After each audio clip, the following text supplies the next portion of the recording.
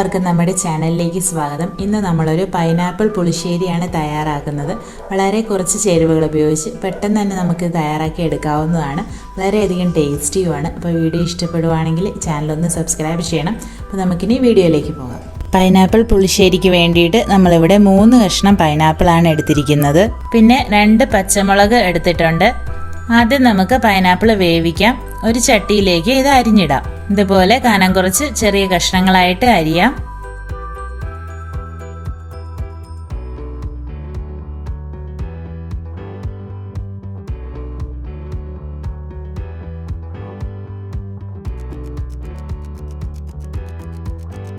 എന്നിട്ട് പച്ചമുളക് കീറിയിട്ട് നീളം കുറച്ച് മുറിച്ചിടാം.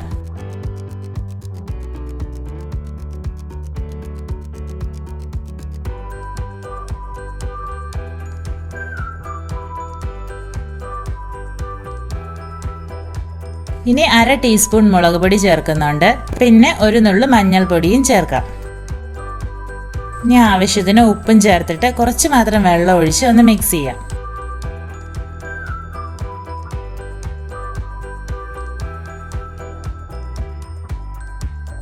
ഇനി വേവിക്കാൻ വേണ്ടിയിട്ട് അടുപ്പത്ത് വെക്കാം. തിളയ്ക്കുന്ന വരെ ഹൈ ഫ്ലെയിമിലും തിളച്ച് കഴിയുമ്പോൾ ലോ ഫ്ലെയിമിലേക്കും ആക്കി കൊടുക്കാം.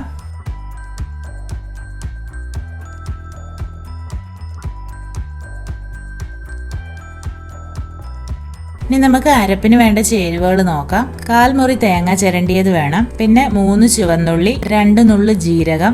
ഇതെല്ലാം നമുക്ക് അരയ്ക്കാൻ വേണ്ടി മിക്സിയുടെ ജാറിലേക്ക് ഇട്ട് കൊടുക്കാം.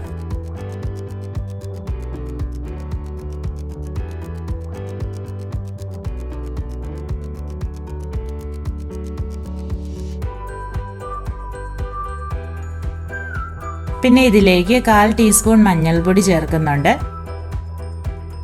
എന്നിട്ട് കുറച്ച് വെള്ളം ഒഴിച്ച് അരച്ചെടുക്കാം. തേങ്ങയുടെ താഴെയായിട്ട് വെള്ളം മതി. ഇത് നന്നായിട്ട് വെണ്ണ പോലെ നമ്മൾ അരച്ചെടുക്കണം.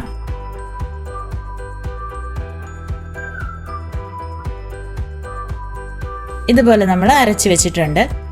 ഇപ്പം നമ്മുടെ പൈനാപ്പിൾ വെന്ത് വന്നിട്ടുണ്ട്. ഇതിലേക്ക് അരച്ച് വെച്ചിരിക്കുന്നത് നമുക്ക് ഒഴിച്ചു കൊടുക്കാം.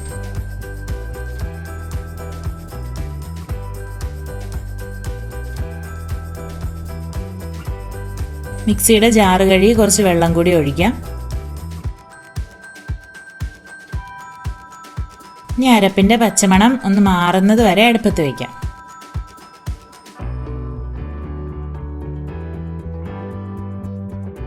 എന്നിട്ട് നമ്മൾ ഇതിൽ ചേർക്കാനുള്ള തൈര് ഒന്ന് അടിച്ചെടുക്കണം. 1/2 ലിറ്റർ തൈര് മിക്സിയുടെ ജാറിലേക്ക് എടുത്തിട്ട് ഒന്ന് കറക്കിയെടുക്കാം. ഇനി ഫ്ലെയിം ഓഫ് ചെയ്തിട്ട് തൈര് കറിയിലേക്ക് ഒഴിച്ചു കൊടുക്കാം. തൈര് ഒഴിച്ചിട്ട് തിളയ്ക്കാതെ നമ്മൾ നോക്കണം. ഇനി നന്നായിട്ട് മിക്സ് ചെയ്യാം.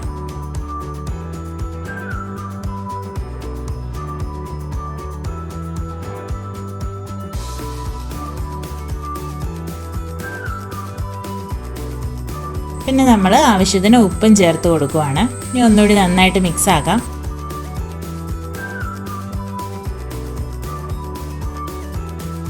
എന്നിട്ട് ഇനി നമ്മൾ കടുക് താളിച്ചൊഴിക്കണം. ഒരു പാനിലേക്ക് എണ്ണ ഒഴിച്ചിട്ട് കടുകും ഉലുവയും ഇട്ട് കൊടുക്കാം.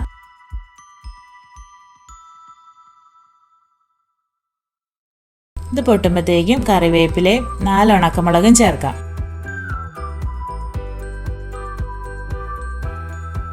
ഇനി ഇത് പുളിശ്ശേരിയിലേക്ക് നമുക്ക് ഒഴിച്ചു കൊടുക്കാം.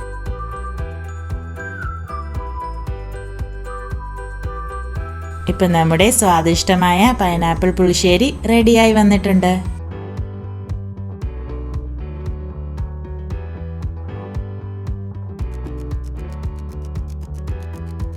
എല്ലാവർക്കും വീഡിയോ ഇഷ്ടപ്പെട്ടെന്ന് തന്നെ വിചാരിക്കുന്നു. അപ്പോൾ അടുത്ത വീഡിയോയുമായി വേഗം തന്നെ കാണാം. Thank you.